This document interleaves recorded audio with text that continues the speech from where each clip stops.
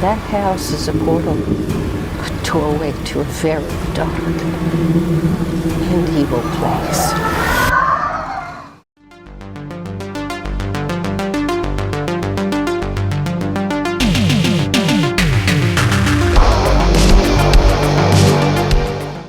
Dan T.Hall writes and directs The Last Ghost Hunters, which was originally known as Greek Fire Demon Spirit. I suspect it was changed to kind of coincide with the release of Ghostbusters Afterlife to have a somewhat similar sounding name. And this is released by Wild Eye Entertainment. Now, is this ghostly or ghastly? Let's discuss. So it focuses on a group of paranormal investigators, relatively young. And you know, they've been doing this for a while, and it's kind of their thing that they do. And one of the kind of their members, this girl, seems to have some type of psychic ability where she's able to kind of tap into you know, psychic feeds and things like this, and kind of see visions and such. And they are investigating this particular kind of haunting, where it involves the death of a number of people, but primarily a kind of a young girl. But possibly a couple of other kind of spirits as well. And they discover that there may well be some darkness going on in this haunted house. What will happen? You'll just have to watch the movie and find out. So let's discuss. Now, as with the majority of Wild Eye movies, they are relatively low budget, and you have to kind of set our expectations to kind of really coincide with that. What can I say that works with this movie? I think this movie has quite an interesting approach. It's kind of a hodgepodge of different ideas. It's kind of a mix between like faux documentary, where it's, you know, we have the footage that these people are taking, you know, interviews with kind of various witnesses and things like this, footage that they've taken, made up to kind of look like it's being made in a kind of a documentary fashion with, you know, titles and everything like that.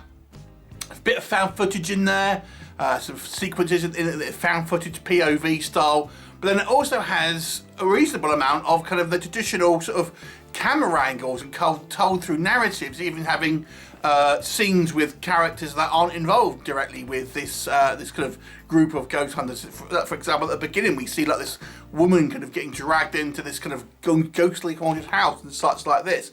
So there's actually a kind of a variety of different ideas that are interweaved in this movie, and it never really kind of settles on a particular one. Now, I have mixed feelings about it, to be honest with you. But what I would say is it does make it a little bit of a variety. So when we're watching these kind of different kind of styles of type of movie, we are treated to a variety that which does kind of mix it up a little bit, and ultimately makes it a little bit more interesting to watch potentially than maybe having it of one style. Now, I do have some issues with it, which we'll come on to, but we'll just leave it there. Now, for a lower budget movie, I don't think the mythology is actually too bad here. I feel the filmmaker Dan T.Hall has made a reasonable attempt here to make a somewhat kind of engaging story involving the kind of the death of this little girl, kind of what led to that, and you know, kind of finding out kind of what happens, you know, with our team discovering kind of clues along the way and leading to, you know, the ultimate discovery of what has actually happened. So plot-wise, you know, it's serviceable. I would kind of say that. The acting, it's a little bit of a mixed bag. There is a tendency here to overact. There's a lot of, like, you know, our actors here, especially our primary three actors, furrowed brows, because, you know, we know something's amiss because they really do it going for it with those kind of furrowed brows, or it's dramatic because they are looking off in the kind of the middle distance for long kind of periods of time. So there's a little bit of kind of like cheesy kind of overacting by our kind of our main sort of trio of kind of characters. It's not terrible, but yeah, it's a little hammy at times. But I do feel some of the kind of the interviewees, for example, fare better and actually seem somewhat legitimate at times, I will say. The effects, relatively cheap digital effects, but there are some elements here where I still feel it works to a point. Okay, so let's kind of just go over that again, but in the negatives. So the kind of the style of mishmashing these different kind of formats makes it, for example, you can never really buy into the kind of the documentary or found footage styles because it has the traditional camera angles, and you know, we've got like things like musical swells and things like that. So, you know, if you're doing a kind of a hybrid between these sort of different formats, it undercuts the kind of the tension that had it been a pure found footage movie, which is what I think they probably should have done, to be honest with you. I would have maybe have not done the kind of the shots with you know, other characters in the scenes. I would have probably advised this to be a found footage movie purely, because that way you get kind of more invested. Now, having this kind of mixed format, those scenes that are sort of found footage are the documentary sequences. They are undercut by kind of the lack of drama because you're not buying into it. There's no suspension of disbelief because it's kind of this mixed format.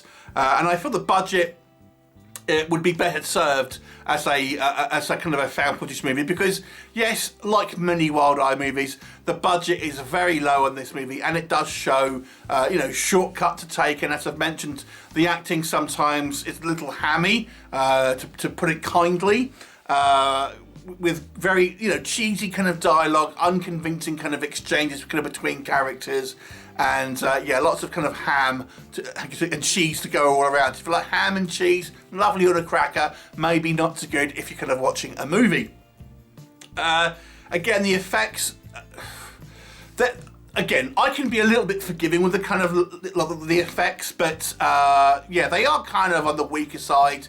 Especially the kind of the fire effects towards the end, and obviously we have this whole setup about this this character saying about this Greek fire. I think, well, that's clearly going to come in to kind of play. You know, let's not bury the lead or anything. Let's just kind of foreshadow this like big time. Even the original title pretty much says, "Oh, there's going to be a big fire at some point in this kind of in this proceedings." I think a little bit too much time is spent in kind of flashback or this kind of like vision mode that one of our sort of characters, you know, goes in. But I gotta say, if I had to say that the most unforgiving thing about this movie is, despite the fact that it mixes up the kind of the formats, which I do feel on the plus side, you know, again, I have mixed opinions about it, it can make it at least visually a little bit of, you know, variety at least. However, the narrative is really slow in that second act, and it's a long second act.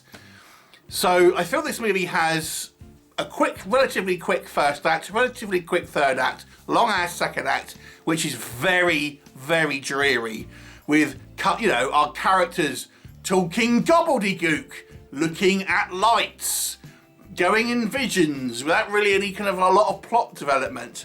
It's incredibly dull.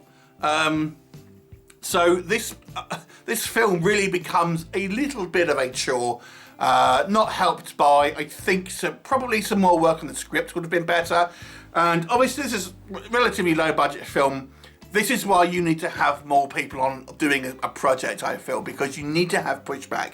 And I know some you know, low budget filmmakers want to do it their way, but it's a team effort for a reason, because you need to have, and this is the whole reason producers exist, is to try and kind of push back on directors and make them have better commercial decisions, or, you know, decisions that would play better and things. But the problem with low budget films, it's kind of like the Wild West. Now, sometimes you'll hit a good one, but often they'll kind of be kind of just what the director wants to do, but not really thinking about maybe what an audience wants to see.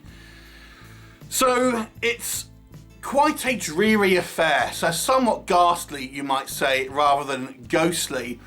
There are worse films, and I do feel there's some potential here. I think there is the potential here for the filmmakers and the cast to progress their art and become maybe kind of a little bit more refined, shall we say, kind of going forward. I do feel they need to have more people behind the scenes to kind of really make a film like this be a bit kind of polished, more polished. It's, as it stands, it's not particularly kind of interesting, but I feel if you still really want to watch a kind of a low budget ghost story, you could do worse. It's going to be a 3 out of 10. Have you seen it? What did you think of it? Leave me a comment, and I shall look forward to seeing you next time. Bye for now.